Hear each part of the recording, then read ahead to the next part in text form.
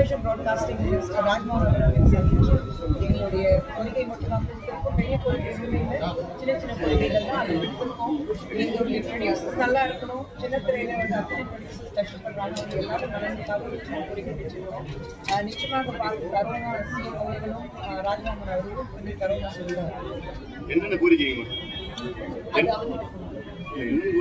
இல்ல ஜெனரலா ப்ரொடியூசர்ஸ் வந்து கஷ்டத்துல இருக்காங்க. அந்த ப்ரொடியூசர்ஸ் கஷ்டப்படக்கூடாது இனிமே. அதுக்கான சின்ன சின்ன அவங்களுக்கு விட்டு கோரிக்கை அவங்களுக்காக தான்.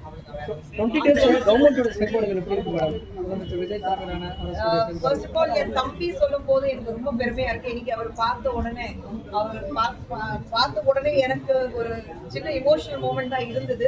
அவர் முதலமைச்சர் ஆனதுக்கு அப்புறம் என் தம்பி பார்க்கும்போது ஒரு அக்காங்கிற முறையில் எனக்கு ஒரு இமோஷனல் மூமெண்ட் இருந்தது. அவர் பார்த்ததும் கட்டி பிடிச்சிட்டு திடீர்னு சொல்லும் போது நிச்சயமாக ரொம்ப சந்தோஷமா இருந்தது.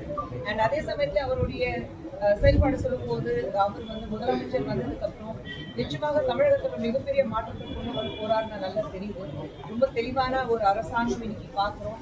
எல்லாரும் வந்து வேலை செய்யணும், அதுல மட்டும்தான் இருக்காங்க. யாருக்கும் வந்து மாமனா மச்சனா அது பார்க்காம மக்களுக்கு என்ன நல்லது செய்ய முடியும் அது மட்டும்தான் பார்த்து அதை நோக்கி தான் அவங்க போயிட்டு இருக்காங்க.